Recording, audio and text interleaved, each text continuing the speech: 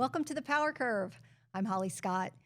In our discussion, I have the pleasure of chatting with industry executives, accomplished industry executives, as they share poignant advice as they've navigated their career trajectory with the idea of empowering you, our audience, as you navigate your own career. Today, I have the great pleasure of speaking with the CEO of May Health, Ann Morrissey. Welcome, Ann. Thank you, Holly. It's great to be here. Looking forward to our discussion. Likewise.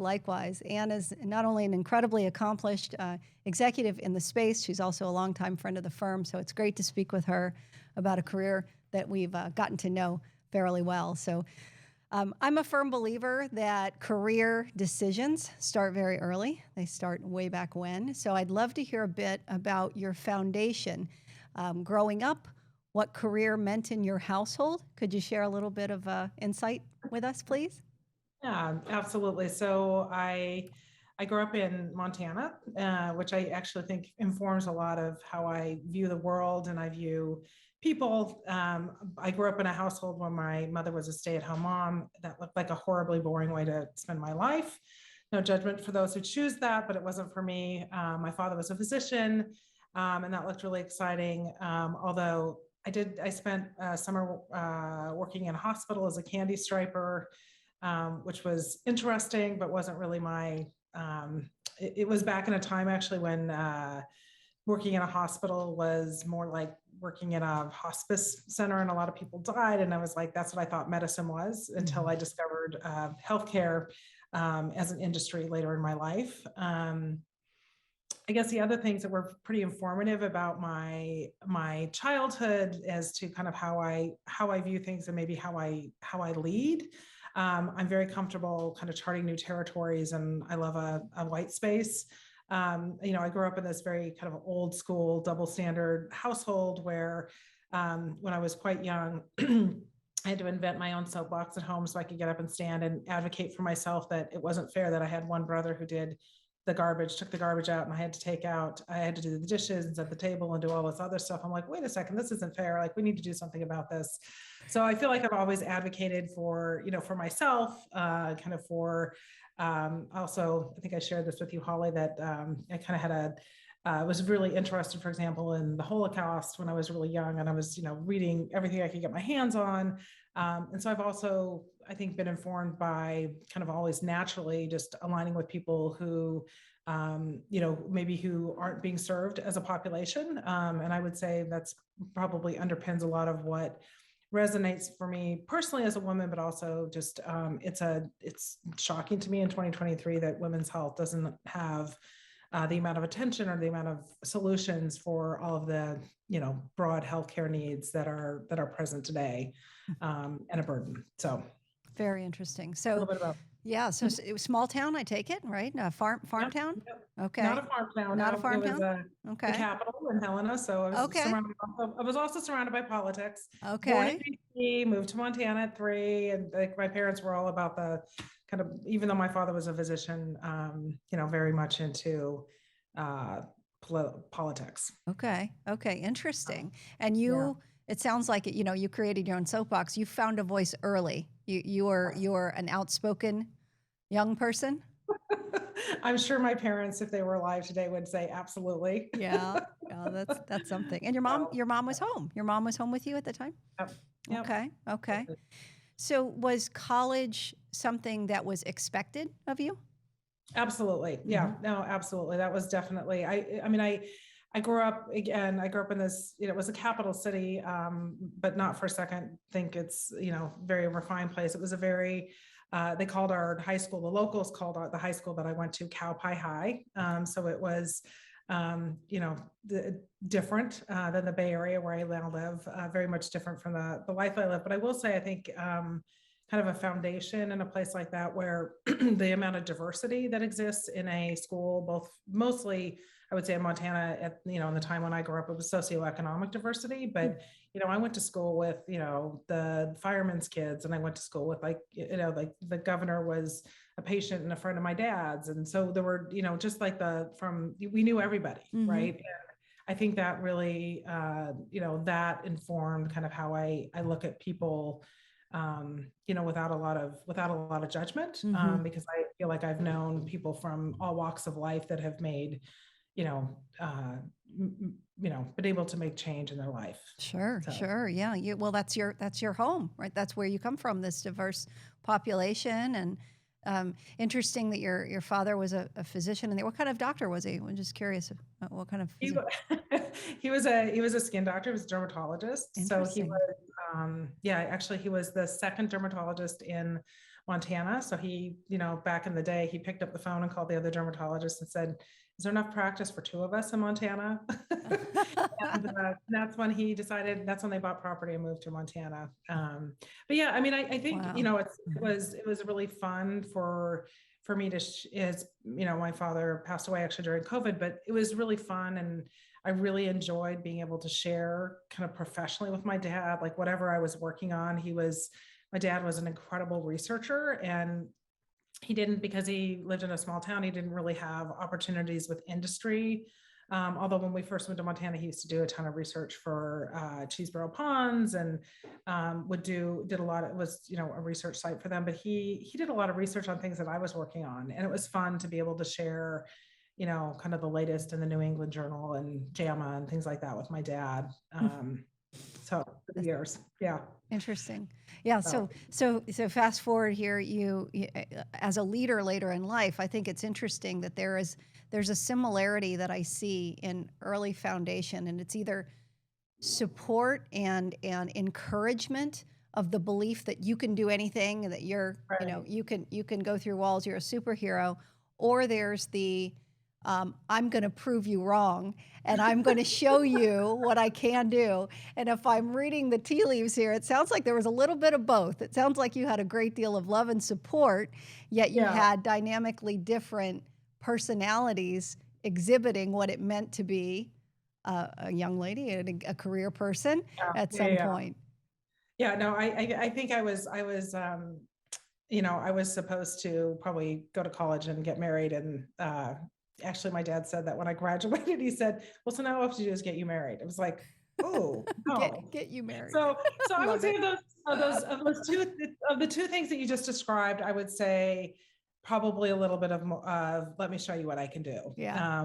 Probably kind of a little bit of the fuel in my engine. Uh-huh. And I think some of that came from, growing up where I did. I think it came from, my mother had certain ideas of, how a young woman or a young lady should act, versus, versus what boys should do. Mm-hmm. And everything I watched my brother do was like, that looks like so much more fun. Like he Uh-huh. had a lawn business. I'm like, I want to do that. I want to like be outside and make money. And, so I started a lawn mowing business. I always wanted to be kind of, where the boys were, because it looked like it was a lot more fun, kind of how I grew up.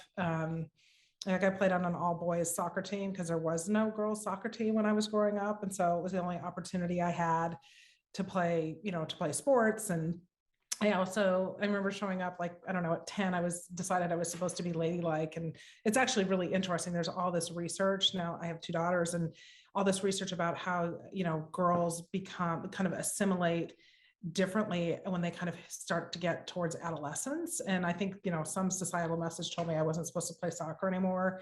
And so I showed up all dressed up to a soccer game, and, my friends were playing on this team, and they were like, dude, we're short a player. You got to get out here. Where's Ann?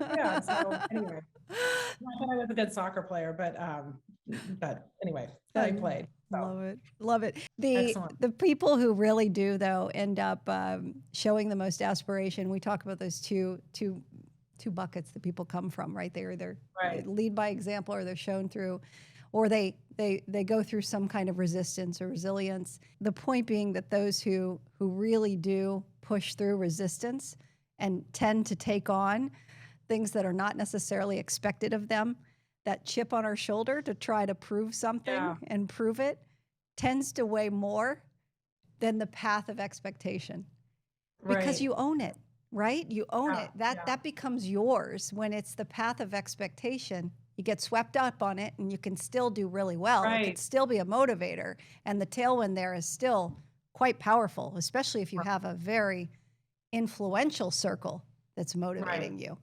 Right. But those Right. who sit back and say, you know what, I want a different road and I want to blaze that trail, they got something to prove. You know, Right. it Right. becomes something Right. weightier. So you went to Yeah. school. What was your decision on what to study? So, so are we telling truth here? Yeah, absolutely, absolutely. I like I, hearing that CEOs don't know what they want to be when they grow up until all of a no. sudden they grow Yeah. up. So I will tell you, I am the poster child for liberal arts. And I studied history. Mhm, And it's funny, my daughter and I just had this conversation the other day about majors. mhm, She's like, how did you decide? And I said, actually, it kind of got decided for me because I really, in hindsight, I majored in professors. So I had two professors in college that just kind of lit my hair on fire, that I loved their classes. They were amazing storytellers. I hated history in high school. And in college, I took this, required class, and I loved the professor. And so I kept taking his classes. And then when my father told me when I was a junior that he was only going to pay for 4 years, I was like, I better get serious about this. mm, And I looked at the classes that I had. I was like, I'm going to be a history major. That was what I had. That's what I'd taken the most classes in. And mhm, so I will say, I loved, it was kind of more modern history. And I will say it's interesting having majored in history, because it also, I had no idea what I was going to do. mhm, I was going to prove something, but I wasn't sure what that was. mhm, mhm, And I really, I think about history all the time in what I do, because, I look at, I work in women's health, and I look at other companies, like what happened? Why did they stumble? Why did it take them 10 years? What were the circumstances that impacted that? And I think for me, it's, I think that's really, really important, because if you look at how, society has evolved over generations, I mean, we can learn a lot from history. I think we can also learn a lot from thinking outside of the box. But I actually think that my training in studying history informs how I do things. It was not, but it wasn't as if I intended. mhm. And nor did I think, my career would end up where it is, because I actually kind of stumbled into the life sciences. My first kind of real job, I got a sales role at Kimberly Clark of their healthcare division, and I loved it. Like, actually, when I discovered surgery, it just kind of everything clicked for me and fell into place, kind of during that point in my training. Mhm. So, Yeah. I think yeah. there's going to be, we talk a little bit about parenting too. And you and I grew up with, children that are coming along and making decisions and all of this. Yeah. Um, we went through an era where there was such push towards STEM and such push towards engineering. And not that those don't have a critical place, but sitting from where I sit, I think there's going to be more appreciation for liberal arts and creative thinking and writing skills and listening skills and understanding the gray. When you study something like history, there's what happened, there was the intent behind what happened, there was so the strings to pull and the understanding of how we got there and what we can learn from it is multidimensional. And that Right. multidimensional learning that isn't black and white and 1+1 and 0 ones and all code based and all engineering based, that has become in our young generation a bit of a lost art, because there was such an Right. emphasis on STEM based programs that now this new crop is struggling with gray, and they're struggling Right. with thinking deeply and broadly and getting complex, obtuse assessments based on information. We're living it, right? We're living Right. it. So Right. yeah. So there in education. I think it's interesting. There's really no wrong degree, and there's no one degree that's definitely going to set you up for success in career.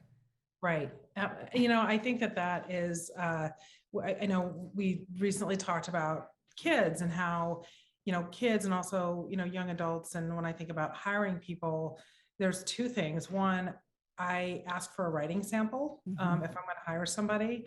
And because what's fascinating to me is that all of these kids with phenomenal educations can't write. Yes. Not all of them can write. Right. There are people that can write, but Mhm. and I also think, yeah, I absolutely agree. And I think, I feel, sometimes like a little bit of an anomaly certainly as a parent. I have a 19, a 22, and as of today, a 24-year-old. So it's his birthday today, actually. Awesome. And what's interesting is, I'm encouraging them to try different things, to not get on a path, and the sense of cultural pressure to just be on a path, and to know what that path is, which I think is, I think it's false. I think if you look at people, and everybody matures at a different time in their life, everybody kind of hits their thing at a different point in their life. And I think being open to the experience and knowing no matter what you do, it will inform you throughout your life and your career. And I actually did a training recently on, DISC, which is, it's a personality profile that a lot of companies use, is team building, et cetera. And the guy who taught it was really interesting. He said, I spent my first 4 years as an EMT, which is what my son is doing. And the guy said, which I thought was so interesting, he's like, yeah, he's like ran TV stations and ran a big ABC affiliate. And he said, people would run into his office, he's like, oh my God, we have an emergency. He's like, really? Like, let's talk about what's really going on here. Your barometer's a little different. So it does inform how you think about things. Absolutely. And how you evaluate things. So I think everything informs our thinking. And so I do think that being able to think outside the box is really important. I certainly could not have articulated that when I was younger, but it certainly is clearly what I like. It's like if there's too much already, kind of too much framework, that's for somebody else to kind of scale. I like building the framework and building the early stage, technology. So. Yeah, no, and you're making an incredible point. And some of that comes back to what you shared about your personality, and a common theme I see with leaders is being able to and being willing to go out with limited information, because there's some risk there, right? And thinking outside of the box, the box changes every second in our world today. So, what defines our box and what's our reality, and starting to think outside of it, and starting to think about what creatively we can bring to an organization, to a team, to a problem that we're trying to solve in any capacity. It does take that creative thought, but also takes that confidence to be creative, and to talk with whomever and dissent, and actually have an opinion that's not exactly the same. And can we engage and create an opportunity where others see something that they don't see in that specific square that we had all been set to say. So yeah, no, it's interesting. The new generation has new challenges. And the education system, which is a whole other podcast, but our education system is not adequately preparing the younger generation exclusively. And we can't, no one should be relying exclusively on college to prepare them for the future. They're losing sight of the future. The future changes way faster than our archaic institutions of education are. And just in order to stay current. So fast forward. So a lot of what you did was a balance of, what you learned and what you're passionate about, but a lot of it was you pushing yourself out front and center, driven. You knew you wanted to do something. You knew you wanted to be in business. You were in sales. I bet you're a hell of a salesperson. You know what? The marketing team really loved me. I don't know what that means. Because usually marketing and sales, there's a little bit of a there's all sorts of tensions within an organization. I always went really deep with my customers. I will say sales was an incredible learning ground. And I actually think that having sales experience is incredibly valuable, because it shows you how to get things done in not a linear fashion. So I think that the one, for me, I very quickly wanted to kind of get in the inside and figure out how were the decisions made, and how did we decide we were going to sell this product at this time at that price, and how did it fit into the market, and what else are we going to do? So that, I kind of wanted more for myself, or, different challenges for myself. But the sales challenge, which I see this every day, I see this in people, is that, even, across my team of really bright, incredible people, is that if somebody tells them, sales is about hearing no 95% of the time initially. Nobody wants to change. And when you're selling something, especially in medical, med tech, you're asking somebody to change their behavior. And which is exactly what we're doing as when we start bringing new technology to market, we're asking people to change their behavior. So if we took everybody at their surface answer, there would be and innovation would never make it to market. So we have to challenge what we hear, and we have to challenge it in a way of, I look at it as seeking common understanding. So, for example, right now at May Health, we're working on a technology that treats women who are with PCOS. So that's our goal, is to treat women with PCOS, but our first indication is for women who have infertility associated with it and a failed first line treatment. And our target customer also does IVF. So they think, let's just put these women on they describe it as a conveyor belt to IVF, which that's a whole other subject. No woman wants to be put on a conveyor belt, but they see this as the path, right? And so we have to disrupt that, even though we've got like this very kind of smooth to market positioning, we also have to disrupt the way they're thinking about it. And so as soon as we kind of peel that back and understand what's behind that, and they understand what we're trying to achieve, there's all of a sudden there's a match and there's a yes. And I think that is, that's essential. It doesn't matter what you do in an organization. I feel like that is such an essential skill to understand, because it's really understanding people, understanding their underlying motivations, and how to move forward together, right? How to get buy-in, right? You're working on whatever that might be, either as a leader or as a peer or as a customer. Right. Yeah, moving toward that. Now, I could see that being an exceptional skill set that you gained in your foundation. While we're talking about May, because I think it's absolutely fascinating, this technology and this market is Huge. Well, polycystic ovary syndrome is a situation where I know many people, friends, who have had to deal with this. So I can sense really from close proximity how serious it can be. And infertility is one that anyone at least in the, anywhere between 28 to 45 knows at least one person, at least one person that has wrestled with this.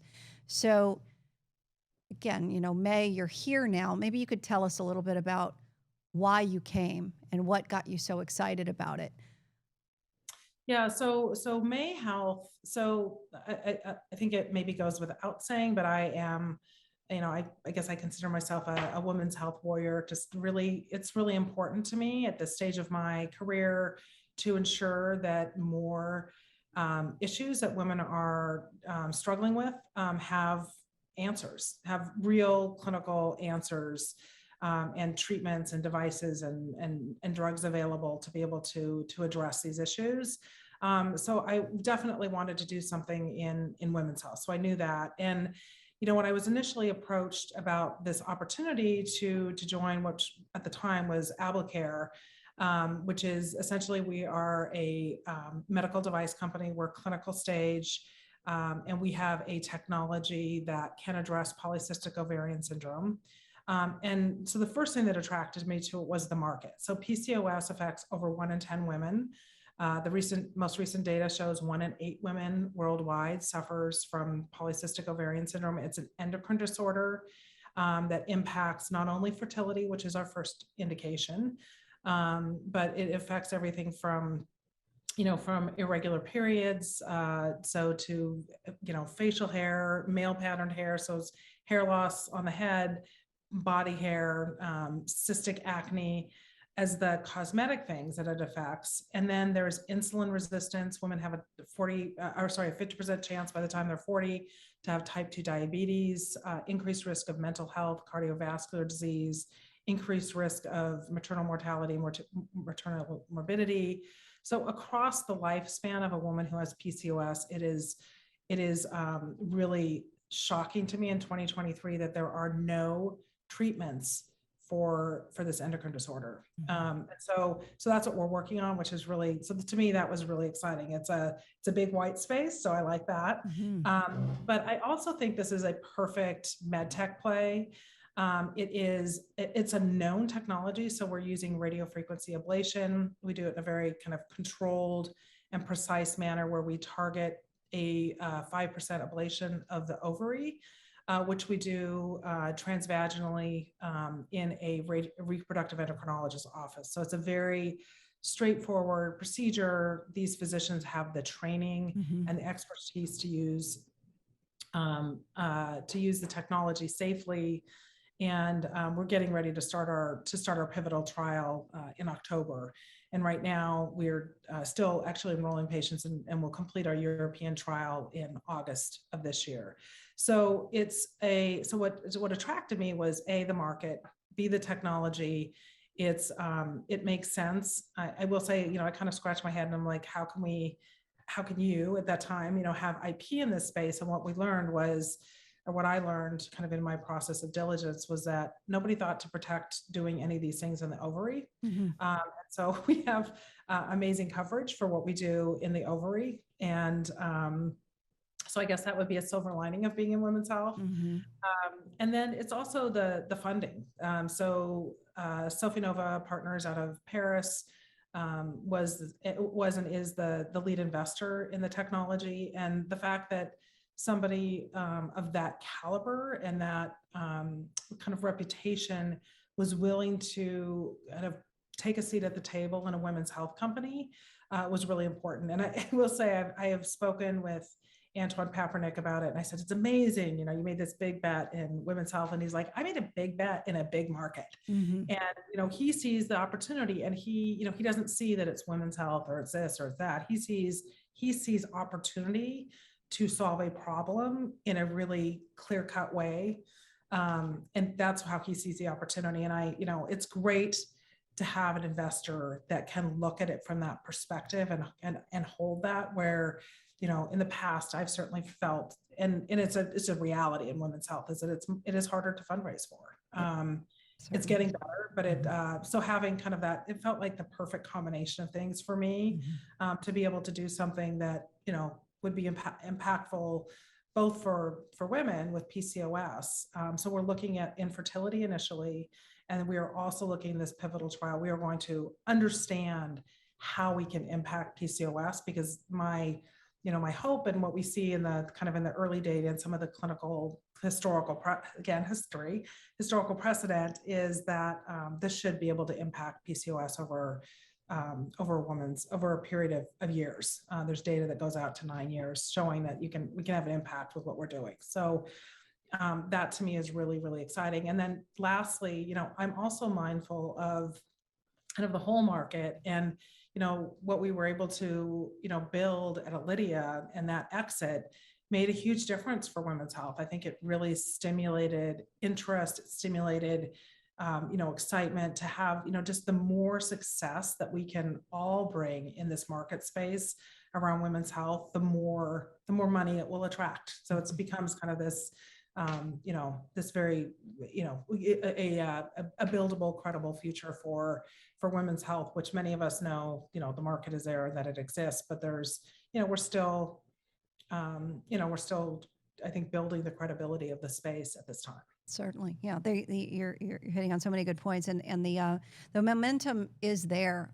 Anton is a good businessman in looking at the market and saying, "This is there." With I heard a stat that 4% of R&D expenditure goes into women's health, but 92% of all household medical decisions are made by women. Absolutely. So something's wrong with that picture, but it's something that.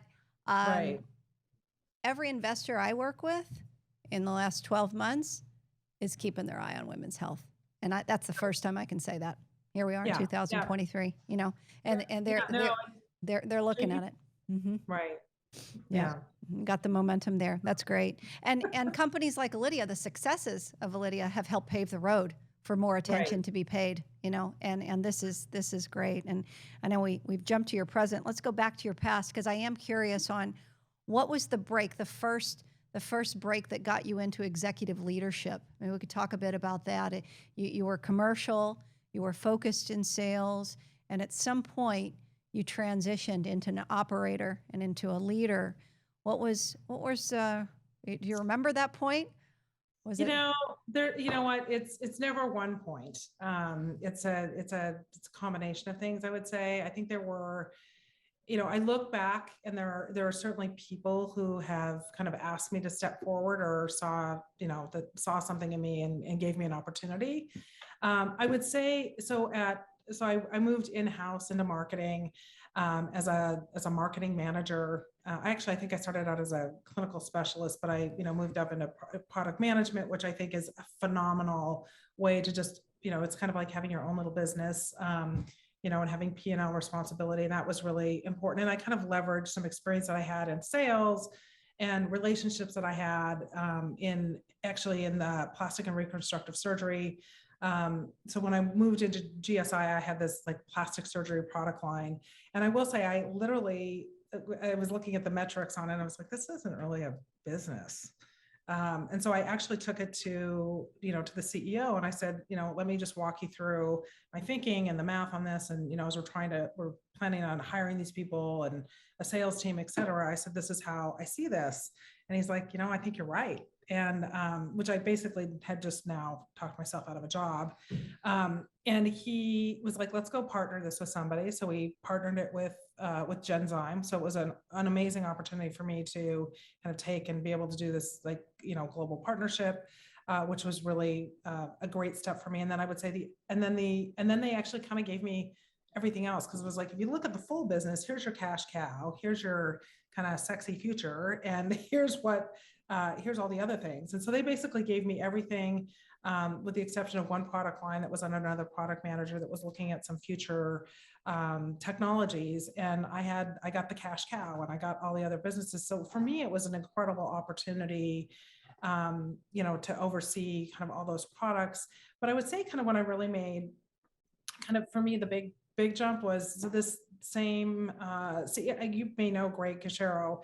He literally walked into my office one day because I said, I got to a point where I was like, I think I'm ready for my next thing. And he walked into my office one day with a Post-it note, and on it said, breast opportunity. And I was like, breast opportunity? What are you talking about? And he said, 3 Arch Partners wants to bring somebody in to help found a company and work on something to do minimally invasive lumpectomy. Would you be interested? And I was like, oh my God, that's like a dream. Love to do that. And so, I went through the process with the whole board that they put together, and they had some engineers who were working on technology. And I would say for me, that was my first opportunity to kind of step into a role where I was responsible for the strategy. I was responsible for the fundraising. And that was a company that ultimately we pivoted, but I would say that was kind of my first taste of kind of really early stage thinking outside the box, really creating a business, also getting to know what it was like to raise capital, and kind of what those relationships meant, and interfacing with the board. So that was, I would say, that was a big change for me. Big opportunity. Huge opportunity. It's pretty interesting, though, that there were CEO-esque behaviors back at product manager level that brought you into into the CEO's office saying, I don't know if my job is really meant to be, basically. Exactly, again, coming back to the things that 70% of the people in that seat, if not more, would be either afraid to say or afraid of the consequences of that conversation. And having the confidence in yourself to do it and to think big picture. And then you went big picture. So that's pretty interesting. So so that first experience you pivoted, was that where, did you then have the startup bug? Was that it? Was that? Yeah, then so GSI I joined before the IPO. Uh-huh. So that was kind of my first startup. I think we grew from, I don't know, maybe we were 20 or 30 people when I joined, and, maybe closer to 100 when I left, but, and when the company sold. So I definitely, at that point, I had the startup bug. That was definitely when I got the bug. I will say, for me at that point, so we pivoted. So this is a kind of a big change, and kind of back to like, I'm comfortable with ambiguity. I'm comfortable with the unknown. One of the things that happened is, well, two things happened simultaneously. One was we could not get the technology off the bench. And something that we had developed kind of on the sideline. Again, I went to the board and I was like, I think we should just sell this. We can get a 5x. They'd invested about $1 million. Mm-hmm. I was like, it's probably worth 5 million, which is ultimately what they ended up selling it to J&J for. It was a marker for post breast biopsy. Mm-hmm. And then we just really couldn't get anything, off the bench. And so we were looking at other technologies to acquire. So we went through the process of looking at, very broadly at other things that we could acquire in the space. And we ultimately ended up acquiring a technology at a company that was currently working in metastatic liver disease. It was an ablation technology, microwave ablation, and that it could also be used in the breast. But it came with a CEO, and I also had a baby about the same time. Okay. My first child, and I will say honestly, like as soon as I went back to work, and I realized that it was no longer a women's health company. And it was very different. It was, leadership that I just did not align with, even though we were very early stage. I reached out to a couple of the companies that we had talked to in the acquisition process that I'd gotten to know, about maybe doing some consulting for them, and decided that I was going to step aside from my role there and consult for a while until I figured it out. And I will say, like, as a woman today, like it was tough. As a young mother, like I didn't get any paid maternity leave. I was allowed legally to take time off, but I was not paid for any of that time. And when I came back, the CEO who had taken over had alienated us from the other company. I had to go outside to pump. I was breastfeeding my child, and so it was not a friendly environment for a young mother, and of a young child. And so so that informs actually how I think about people on my team and how I think about keeping and motivating people. But I would say also, so that's when I consulted from that point forward, until I kind of stepped back in, where I joined Astia I ended up managing it's an organization that at the time, it's now a $100 million fund. At the time, it was we just helped women-led and women-founded companies raise venture capital.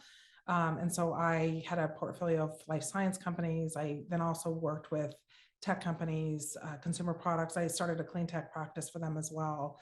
And that was an amazing experience. I always thought I wanted to work for a nonprofit, and that solved that for me. I was like, this has been a great experience, but it really wasn't for me.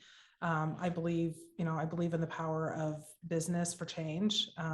So I found my way back to kind of to the company side. But I will say, I think it's important for women and for men to understand that, sometimes we make decisions in our lives and in our careers that are, not just about our career, and they're about who we are kind of as a whole human.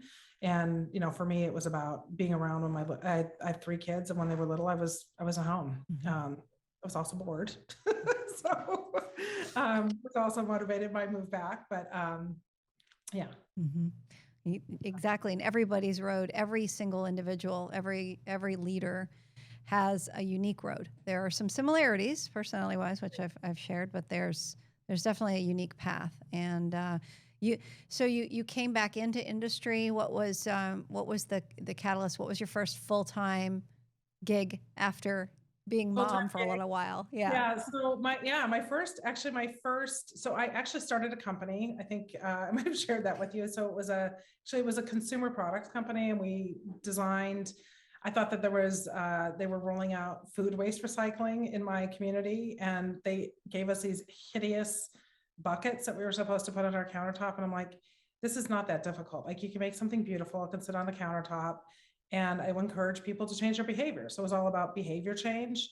Long story short, like, we got into Whole Foods. We had some really, some initial success, but long story short, that was not it was not meant to be. I would consider that a failure that I learned from. And I actually, in that process, Tom Fogarty invested in my consumer products company. I'd stayed in touch with him over the years, and he's always been a big supporter of my career. And I told him I said, I miss women's health. And he said, there's two companies you need to meet. And one of them was Lydia. So it was Impact Technologies at that time. And he introduced me to the founder. And that ultimately led over the course of a couple of years as me stepping in as CEO. So that's a powerful mentor. Okay. Yeah. So how did that mentorship become? I'll tell you, it's interesting. I actually, so Tom Fogarty was on the board of GSI. Mm-hmm. I was a manager level, so I wasn't presenting to the board. I didn't know that he even knew who I was. And one day he stopped me in the parking lot and he said, so I hear you're making some decisions about your career. What are you going to do? So he had somehow, I don't know, somebody had said something positive, I guess. And I ended up, so when I, was evaluating this opportunity with Vivant, he was on the board of that as well. Okay. And so, we had discussions about that. And then, so he's just somebody so it was really through those two companies. Mm-hmm. And working with him really at Vivant was where I had the most interaction with him. So I've just gotten to know him over the years, and he's an amazing human being. Like under all that, mm-hmm. Trust me, like he would, I experienced a lot, just kind of even at the management level, just kind of tangentially saying things and the impact that he could have in his strong opinions about people and about processes. And, the fact that he got pissed that the FDA would do certain things. He broke down barriers. Like he has, single-handedly made a huge difference in people's lives and also in the industry. And, and it's, I've been in his office where he's like, that's ridiculous. And he'd pick up the phone and call the head of the FDA. And it's, it's really, I don't know. I do think that some of, I can see a whole person and I can focus on the good. Mm-hmm. And I think that is something that I probably bring strongly. I think that comes from growing up in a place like Montana. Mm-hmm. And I think it also, I would credit my father with just like, that was the way he operated in life. Everybody was human. Everybody had value. Just the way he approached life and he approached people. I took off. Well, it sounds like it was mutual because he apparently, even regardless of your level within the organization, he was watching you, and he was admiring your characteristics, your business practices, the way you operated, the way you handled yourself, that you were bullishly not afraid to speak what you thought was the best interest of the company and make bold moves. Right. Frankly, it sounds like there may be some similarities. Definitely different packaging, but I wouldn't be surprised if you had picked up the phone and called FDA if you needed to one day, if you haven't already. I don't have them on auto dial. Not yet. So Lydia, and I just, because that was just such a fascinating experience. What a ride for you. What a professional ride for you. What were some of the highlights if you think about those times, memories, challenges, anything jump to mind about that period? Yeah, all of the above, like great memories, great challenges. I would say kind of the things that I ultimately kind of, I guess, take the most pride in from Lydia was, I think, I built along with others an amazing team and culture that rode it through, even though I wasn't there at the, tail end, really built an incredible foundation and built, not only a team, but I feel like we collectively built a movement that made that trial possible. So, I think the metrics on our trial, if I remember correctly, we had to consent over 7,000 women for a condition that most of them didn't know about when they walked in the hospital. Wow. That they might have, and that we wanted to be able to treat them. So it was a really complex and very difficult trial to run. so I think that is probably, as I kind of reflect back, I also learned a lot. I mean, I look back, now, and, I learned a lot on the job that I now know, how to do, quicker, smarter, better. We all learn, right? On, through experience. I think the other thing that, for me that I was really taken with the founder, with Jessie Becker. She was a really smart, remarkable young woman who had a tremendous amount of courage, at 21 to start a company. But I think we all shared kind of what really gave her, I think, the courage to do it, which is this product needs to see the light of day. Was really, she saw it, it was in a contest, a couple of engineers had developed it. And, they were going to go off and they did, and they went off and did their, kind of professional careers that were very different. And she was like, this is really important for women around the world that are dying. And so I give her a tremendous amount of credit. And I really value that, that working relationship was really important. And, I guess other highlights, let's see, other highlights. I can't think of anything right now, but let me ask you a question about that real quick, Anne, because I think that's a really important point. What kind of advice would you give a leader who's coming in to work either closely with or potentially replace some of the responsibilities of a founding CEO? That's such an important, intimate relationship for so many reasons for the organization to move forward. Were there any best practices that you could share if you were offering advice to individuals who might be considering that seat? Yeah.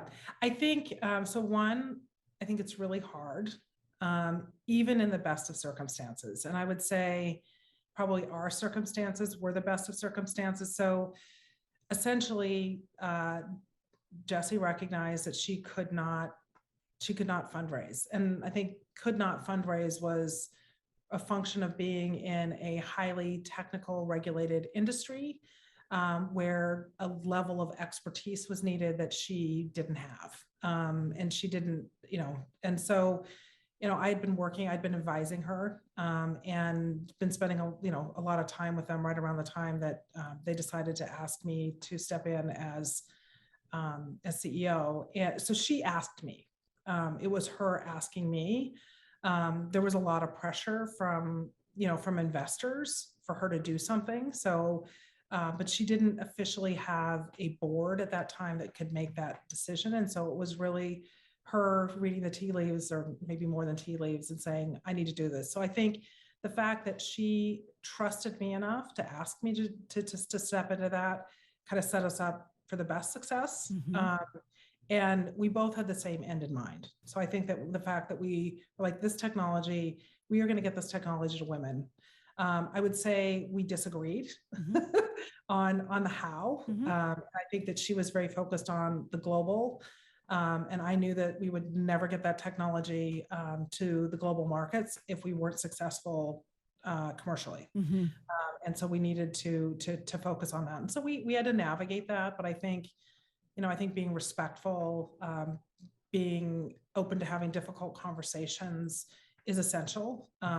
Because even in the best of scenarios, like even if you hire people, like, this is in any work environment. I mean, you're solving problems together. That's what we do at work, right? We're solving problems. We're making the world a better place. You're going to run into things with people. And so you have to be able to have to get comfortable with the uncomfortable.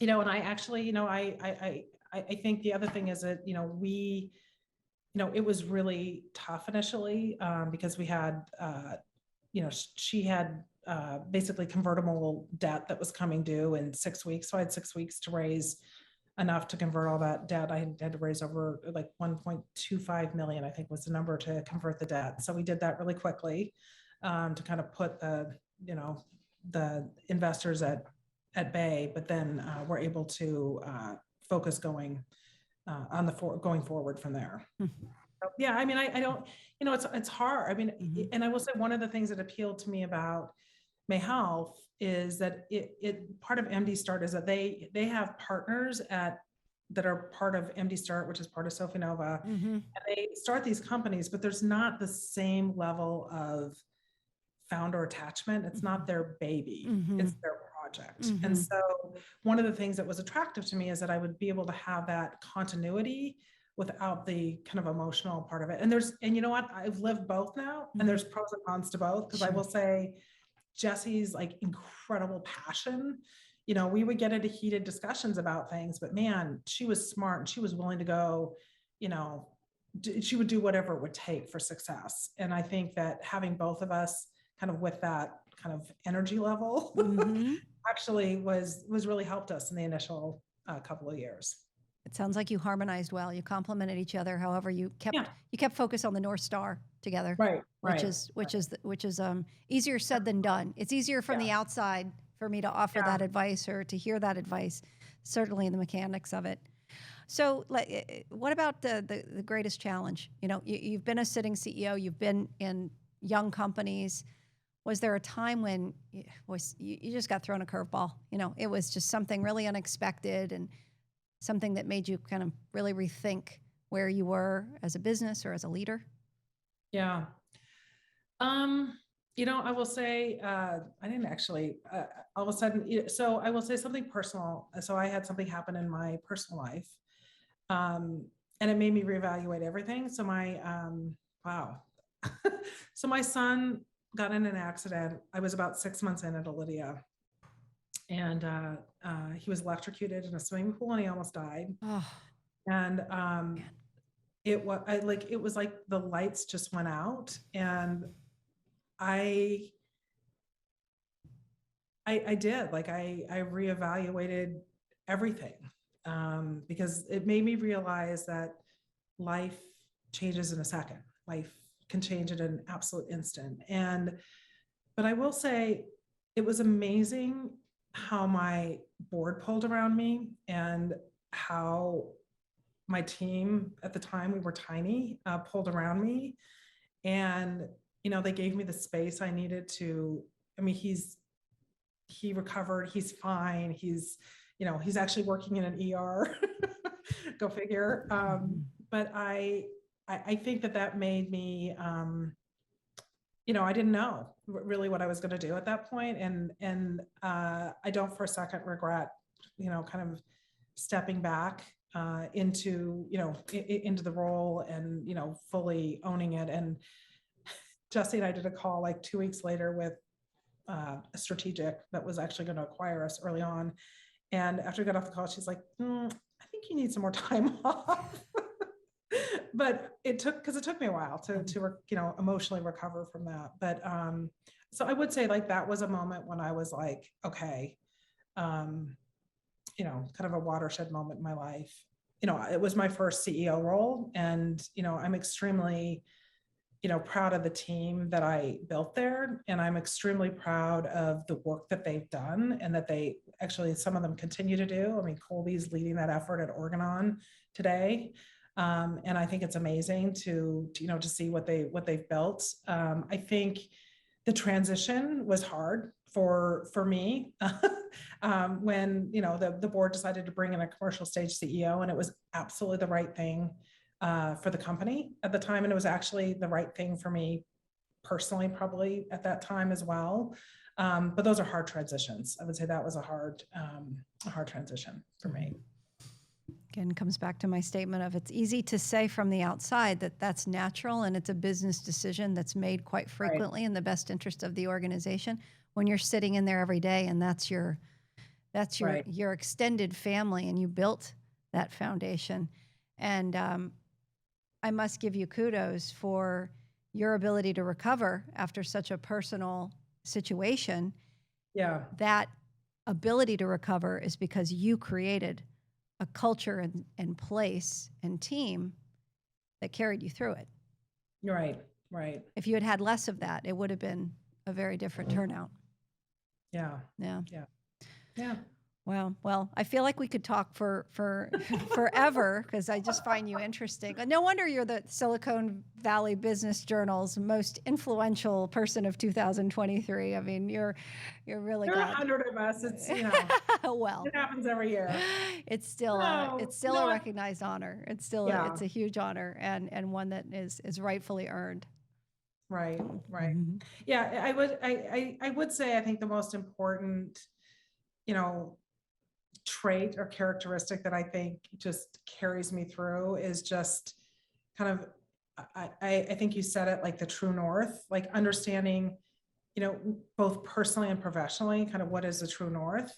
And, I like to keep it really simple. And I think that, I would say to Lydia, we were all about saving women's lives. And that felt like it felt so, it's such a higher order than I'm coming to work to, make a device and it might stop some bleeding. Right. I Mhm. mean, we had this very clearly articulated vision. And I think that aligns people. And I think, it's the same here. Like we come to work every day because women are suffering from polycystic ovarian syndrome and we are here to improve their lives. Mhm. And so I think that having that always makes what I do and what everybody, on the team does align around kind of what the real kind of next order importance of what we're doing is. And I think that that's kind of that's how I live my life. That's kind of who I am. So Well, it's certainly worked so far, and I know I'm good. very excited to say that you're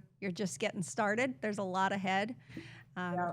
and thank you so much for being with us today, and specifically for sharing everything. I'm excited about May Health and the Yeah. foundation, and I know that a lot of the nuggets of wisdom will be embraced by many of the listeners here that are thinking about what they want to do and how they're going to navigate their own career. So I Yeah, appreciate it. absolutely. All right, Holly. Okay. Thank you. Thank you.